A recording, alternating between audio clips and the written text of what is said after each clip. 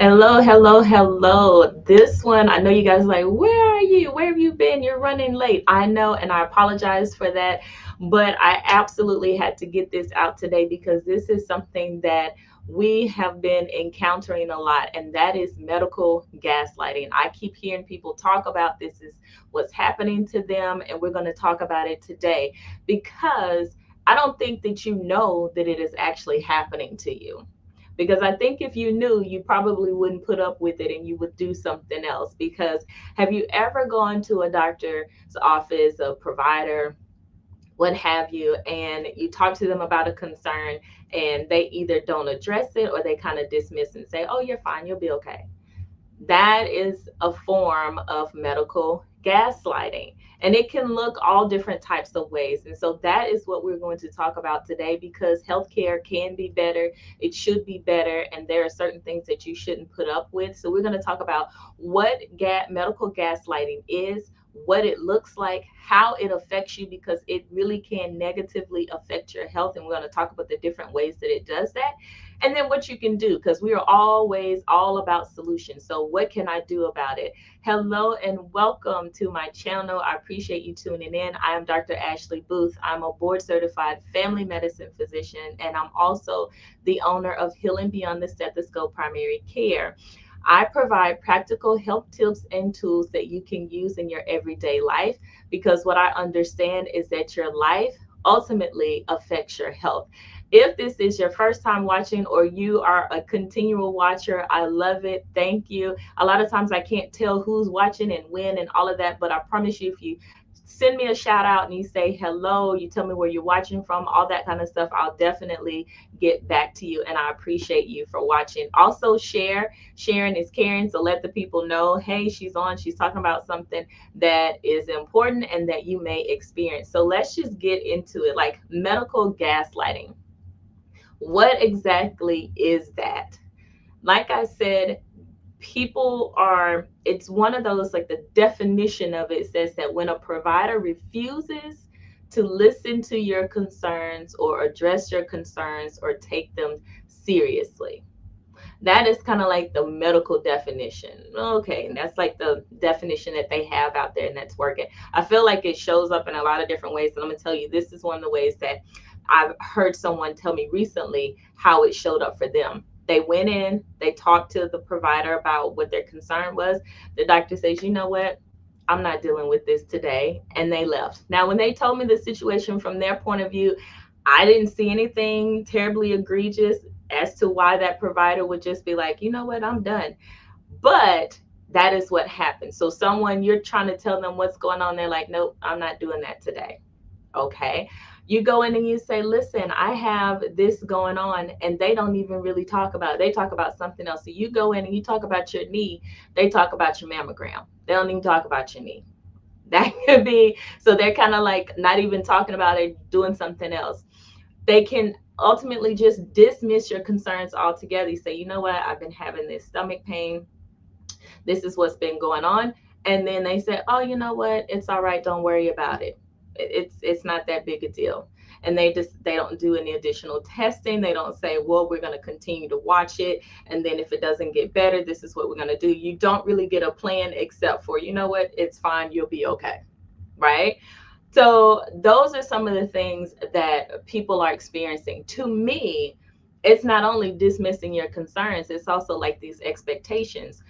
The other one is, okay, I want you to be at my office early, but I'm going to be late for you. And I want you to sit there all day until I'm ready to see you. That kind of is a gaslighting situation, because people are like, wait a minute, you asked me to be here early and then now I'm late. Like that makes you like upset. It creates some frustration, all of those different things. The other one is, I'm accepting new patients. And it's like, yes, great, but I can't see you for 6 months from now. People are like, wait a minute, I thought you said, I need to be seen today. If you are going there and they say, well, you know what, that we have, you have already established and you want to be seen in a relatively short period of time. And they say, well, we have like 3 weeks from now. You like, I stubbed my toe last night and I just want somebody to look at it. Can you look at it? And they're like, So to me, those are some other things that kind of gaslight you, because then you're like, well, I thought this is what I was going to get, but I didn't necessarily get it, if that makes sense. But how it truly affects you is, one of the ways is emotionally. It can cause you to feel a certain type of way. You're like, well, they just like dismiss me. I'm not, like, that's not cool. And then sometimes, depending on what you are dealing with, you can also start to second guess yourself, and you can feel like you are wrong. And you're like, well, maybe I'm not really feeling that. Maybe that's not really what's going on in my body. Like all that kind of stuff. So you start questioning yourself, you start doubting yourself. You also, it can lead to depression, because all of this can start to weigh on you and negatively affect you. And you're like, well, maybe, nobody's listening, nobody's helping, maybe I'm making these symptoms up, whatever it is. So then it can also present itself as depression. This can lead to some distrust with your provider. It also can lead to some distrust with the healthcare system, because you've fallen through the gaps. You call, you're trying to make an appointment. This is not happening. That's not happening. All of that. So then you're less likely to continue down the journey to get the answers that you need. And then that leads to delayed care. And when you have a delay in care, things are going to get worse. And as it gets worse, then you're going to have poorer outcomes. So then you're really going to have your health affected negatively. So that's the other thing that can happen. Then you say, well, what can I do about it? Right? Because if they are the ones who are not really listening to me and I'm telling them the things, like, what can I do? So, what you can do is what I always say is make sure that you are prepared, because the better you are at explaining what is going on with you, the better they are to be able to say, okay, these are the next steps. If you are talking about your knee in one moment, and then you're talking about your stomach, and then you go back and you talk about your knee, and then you start talking about your toe, then you go back and you talk about your headaches. Like, if you're all over the place talking about a lot of different things, it's hard to keep track of, like, what are we really focused on and what is the concern. So you want to make sure that you are organized, and okay, this is the concern that I want to talk about. You want to write down like the symptoms that you're having, so that way you can pull it up, so they can say, when did it start? What does it look like? What did you take for it? And you already say, okay, I did this, blah, blah, blah. So they will kind of know, okay, all right, so this is what you've done, and these are some of the next steps. If you have questions, write your questions down. I've had quite a few people who will leave my office, and then they were like, oh, yeah, I had one more thing to ask you. Or, oh, yeah, we talked about so and so. So what about this?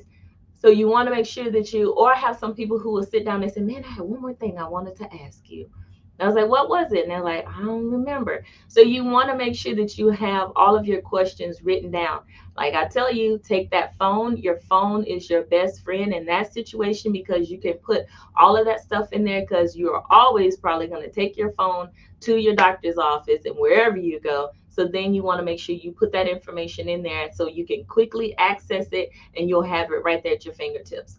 Take someone with you. So you're going to take your phone, but you're also going to take somebody with you, because that person can help advocate for you.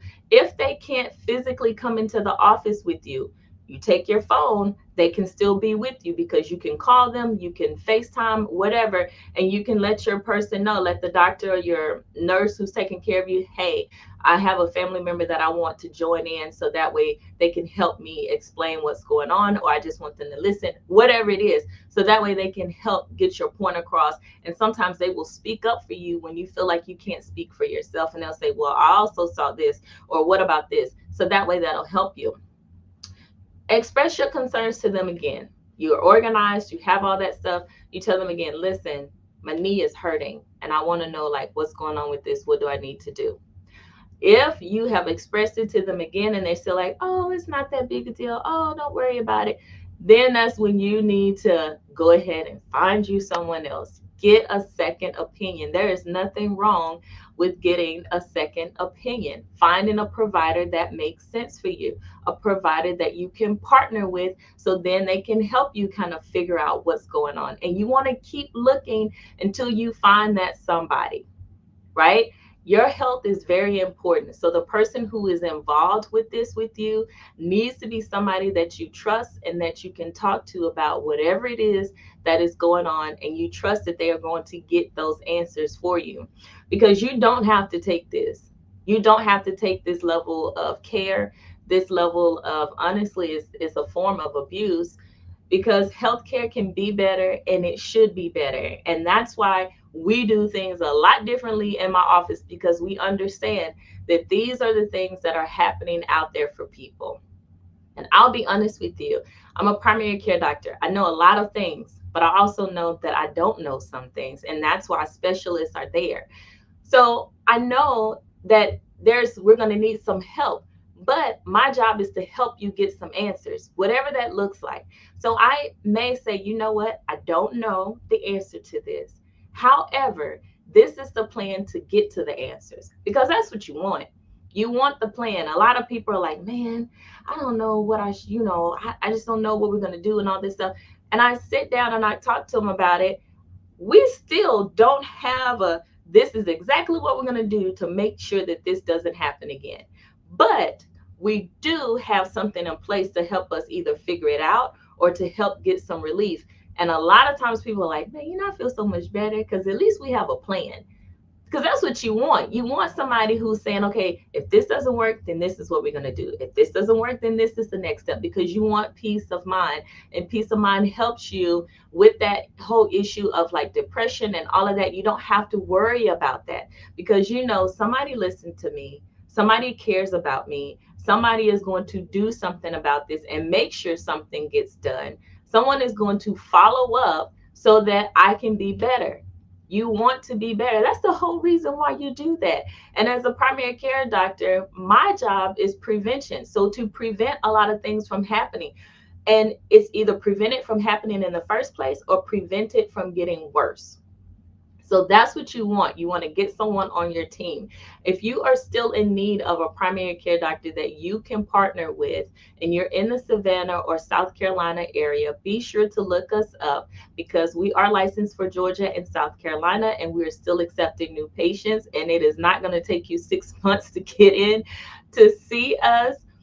So go ahead and give us a call, or you can also reach us on our website. We would love to serve you, because we know that healthcare can be better. We are doing our job to make sure that it is better, so that you are well and you can do what it is that you want to do. So we look forward to serving you soon.